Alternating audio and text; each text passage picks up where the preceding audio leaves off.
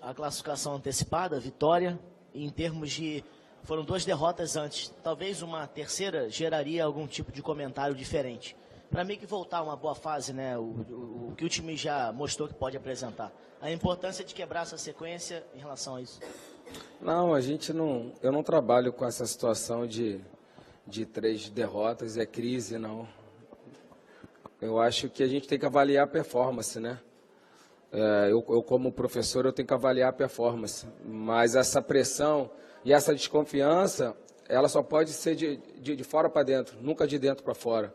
E o nosso grupo, a gente já está junto, eu vou fazer quase 1 ano aqui. Eu conheço bastante os meus jogadores, conheço o caráter de todos eles, a personalidade. E mesmo mudando muito do ano passado, a gente com a equipe praticamente nova, jogando em vários sistemas, se reinventando a todo momento. Se você olhar no banco hoje, a gente não tinha zagueiro. Quando você perde, parece que tudo é desculpa. A gente está mais de 10 jogos sem um lateral direito, pô.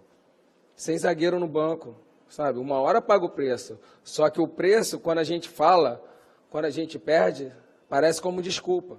Mas hoje a gente venceu a campeã do América e as coisas não aparecem porque a gente vê muito só o resultado, mas eu não, eu trabalho com a performance.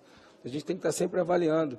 Então, não vejo porquê, se nós tivéssemos perdido o 3º jogo, teria crise, não. Enfim, discordo dessa situação. Lógico que de fora eu sei que funciona, mas a gente está sempre pressionado, cara. Você trabalhar num clube grande como o Botafogo, você vai estar sempre pressionado. Eu estou pressionado desde o primeiro jogo do São Paulo que eu assumi no Morumbi. E vai ser assim para a minha carreira toda. A gente ter paciência, saber que nos momentos ruins a gente vai reverter e saber que nos momentos bons a gente não é a melhor equipe do mundo. Equilíbrio.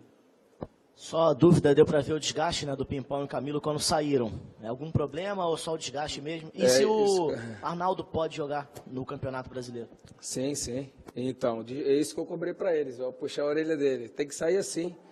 Tem que sair assim. Tem que sair esgotado. Por que não? Porque o que acontece? Quando você dá o seu máximo dentro do campo, o resultado não aparece, você dorme tranquilo. Quando você não dá o seu máximo, você vai dormir pensando, pô, poderia ter voltado mais um pouquinho, eu falo com eles, poderia ter acompanhado o lateral, poderia pisar na área para fazer aquele gol. Então a gente tem que estar sempre dando o máximo na vida.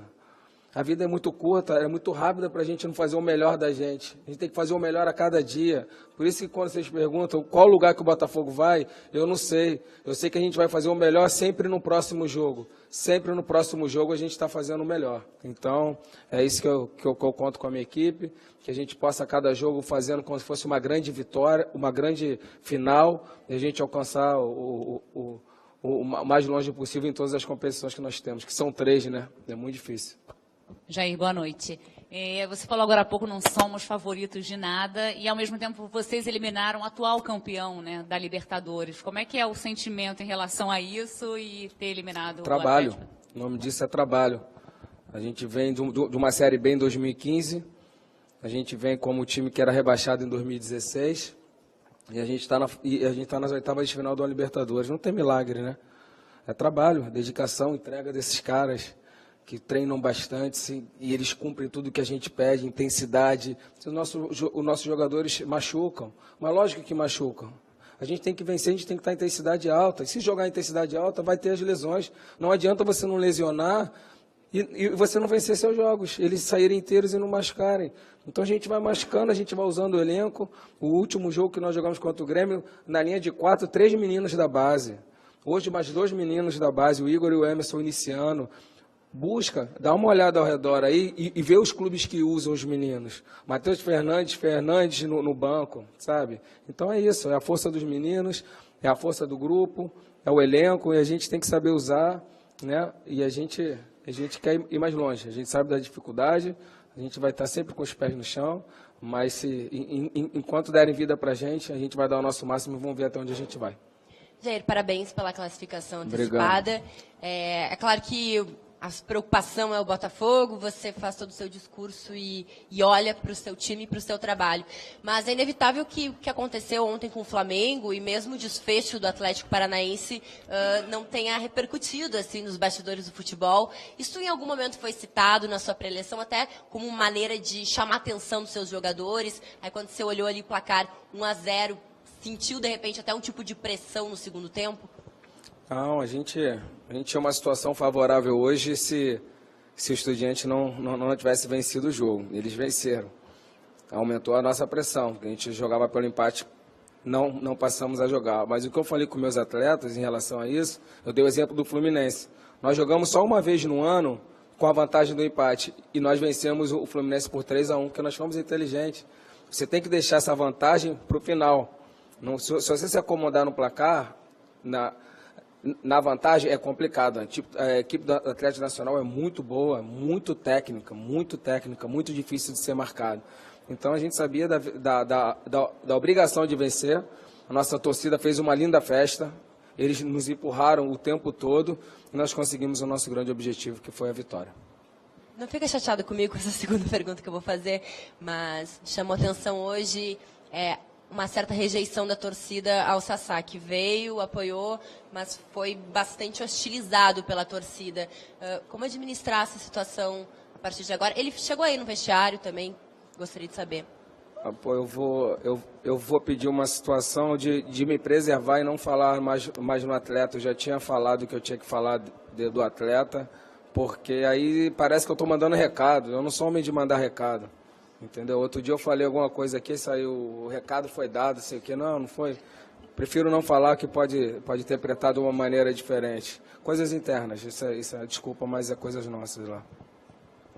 Ô Pimpão, queria saber se você já se sente um ídolo da torcida. Cara, eu tenho que trabalhar muito ainda para chegar a esse status, né? E vai depender do meu trabalho e eu vou focar para que eu faça história aqui no Botafogo. Vou sempre me doar ao máximo, buscar ajudar a minha equipe da melhor maneira possível. E isso é consequência do trabalho. Não fico pensando nisso diariamente, não fico colocando isso como meta na minha carreira. Eu acho que eu tenho que me dedicar jogo a jogo e isso vai acontecer naturalmente. Pipão, aqui. Você, na sua primeira passagem aqui no Botafogo, foi com o Botafogo na Série B. Aí você saiu, voltou para o Botafogo ano passado na Série A, mas naquela situação que o Jair já contou. O time sendo indicado para ser um dos rebaixados. Agora o time chega a Libertadores, você é um dos artilheiros do Botafogo na temporada e é o artilheiro na Libertadores com 4 gols, se não me falha a memória. Dá para você fazer assim, um histórico desse Pimpão? Pegou o Botafogo lá atrás na Série B e hoje, olha onde você chegou com o Botafogo e a situação que está o Botafogo. Passa isso na sua cabeça? Passa essa história na sua cabeça?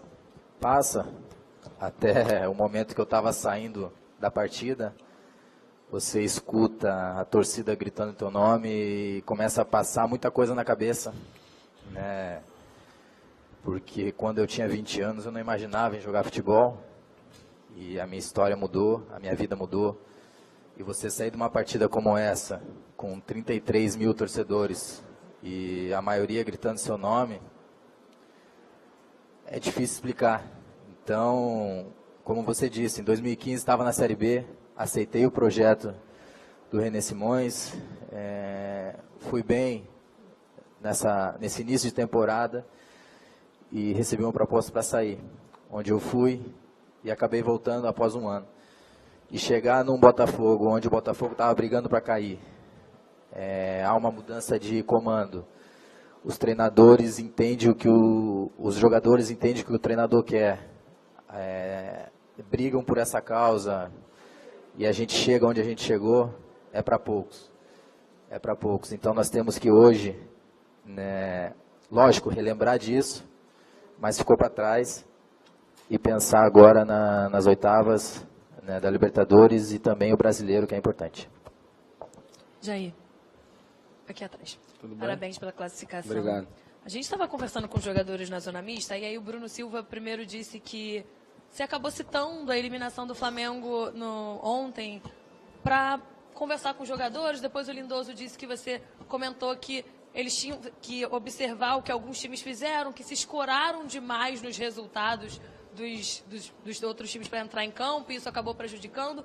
Enfim, a gente sabe que esse time do Botafogo é algo que você prega, assim, sempre marcação sob pressão, sempre com muita vontade em campo. A gente sabe que é uma característica. Mas nos últimos jogos, o Botafogo conseguiu uma vitória apenas em 6 partidas. Você acha que, de certa maneira, ter acontecido tudo o que aconteceu ontem e todo mundo poder assistir de perto foi importante para você conseguir resgatar esse espírito da sua equipe e fazer uma partida hoje diferente? Não.